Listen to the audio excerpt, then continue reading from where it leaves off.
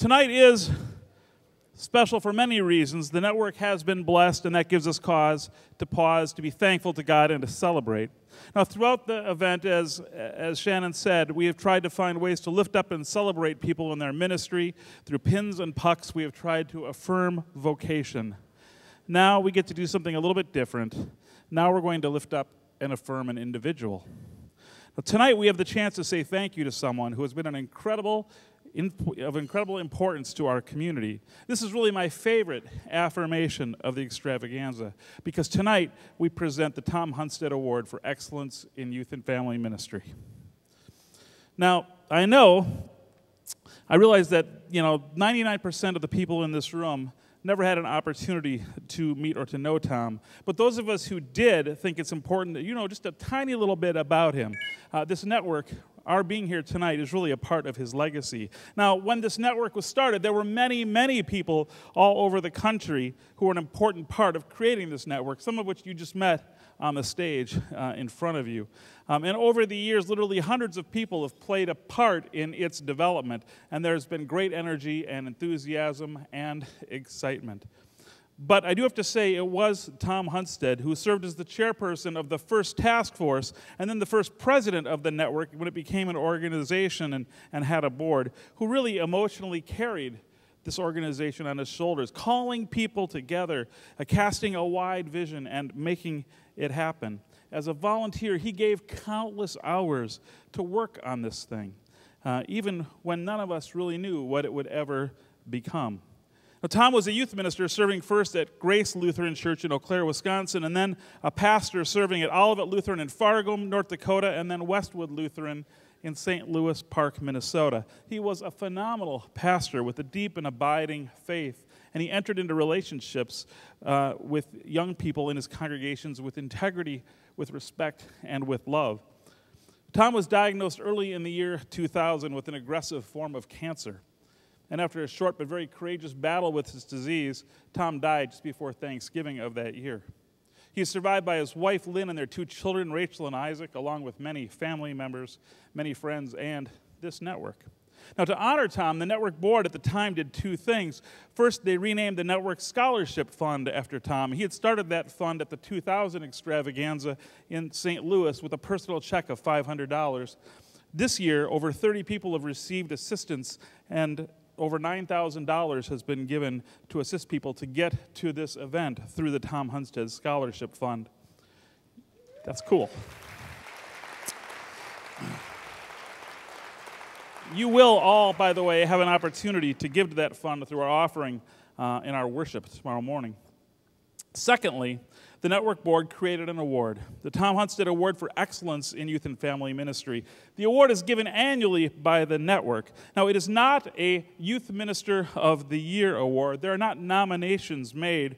Rather, it's an honor and a thanksgiving bestowed on someone by the network through its board. We select someone that we want to honor and to thank for their service. It's the highest award given in the field of youth and family ministry in the ELCA, and as I say every year, still to date, as far as we know, it's the only award given in the field of youth and family ministry. In 2001, the award was given to Raleigh Martinson. In 2002, to Daryl Koenig, then to Kelly Chapman. In 2004, the award was presented posthumously to Mike Iaconelli, and in 2005, to Jane Presby. In 2006, Bill Keys, and then to Susan Persh in 2007. Faye Belsky received the award in 2008, David Shearer, Agape, in 2009. In 2010, the recipient was Dick Hardell.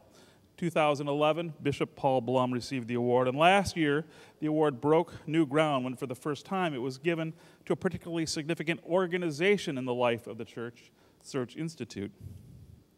Now, we are excited to present this year's award, and I'd like to ask Tom's sister, Mary, who currently serves at Faith Lutheran Church in Waconia, Minnesota, and Tom's brother, David, the founder and owner of Old Lutheran, and also someone who's been integral in the formation of this network, along with Larry Wagner, the outgoing chairperson of the network's board of directors, to join me on stage for the presentation.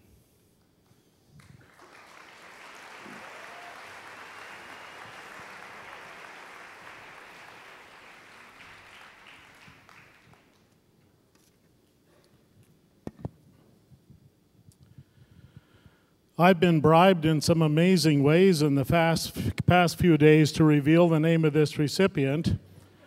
I have declined all of the offers.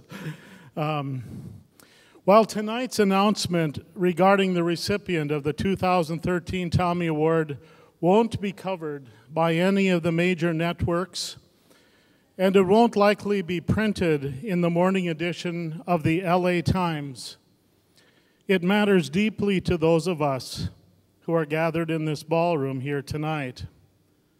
One of our own is being celebrated as someone who has had a significant impact on the faith formation of countless numbers of youth and their families. Listen to some of the descriptors used by her peers and protégés. She is joyfully tireless, but not in a workaholic sense. Isn't that an awesome phrase, joyfully tireless? She is deeply compassionate. She has a huge heart for loving and caring about and caring for others. She is the queen of doing youth ministry on a shoestring budget.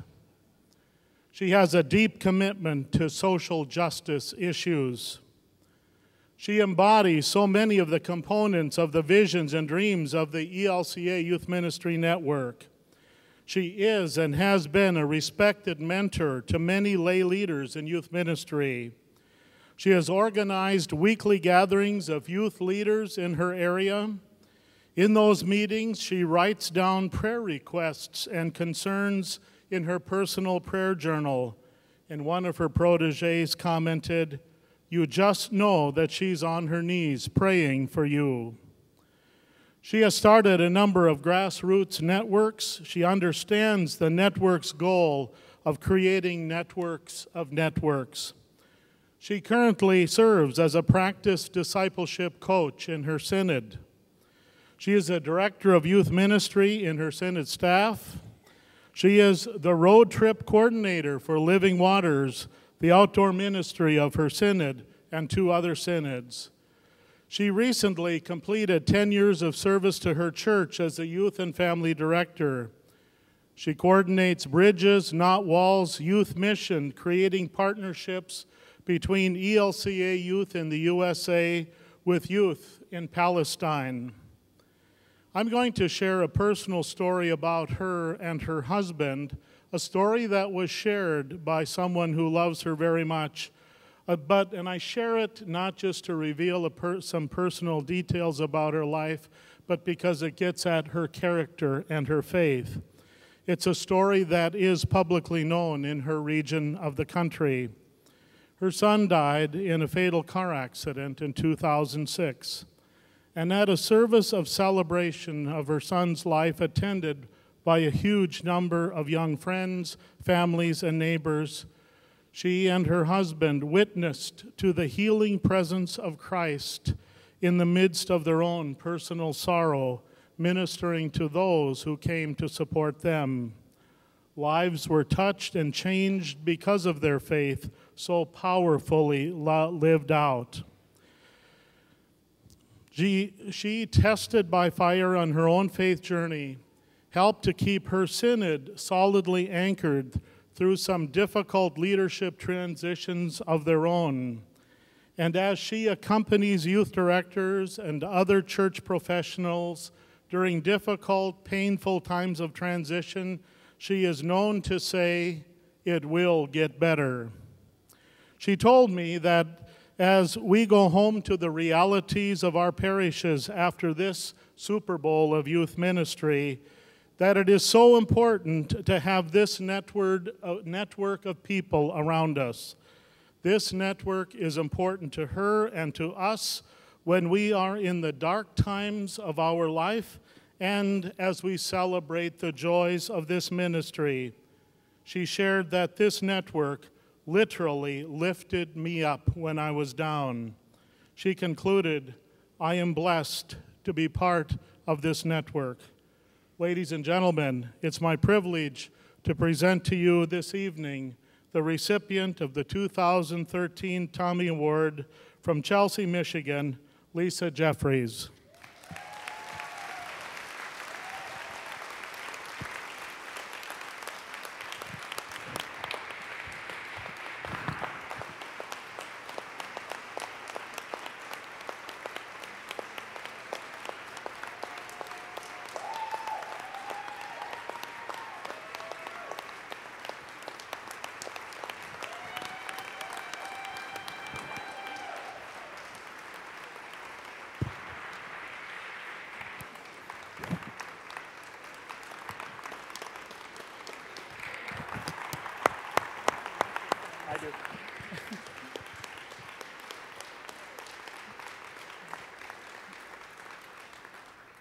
Thank you so much.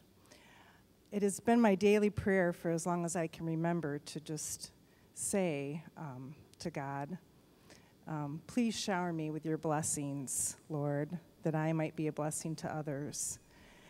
And I have received blessings from so many people in this room, and I appreciate those blessings. I would also say that we don't always know what our script in life will be. We expect certain things to happen, and sometimes they don't happen the way that we would want. But God knows, and God's way is better. Keep that in mind, and make sure that you keep connected to the people that will lift you when you need that. Thank you so much.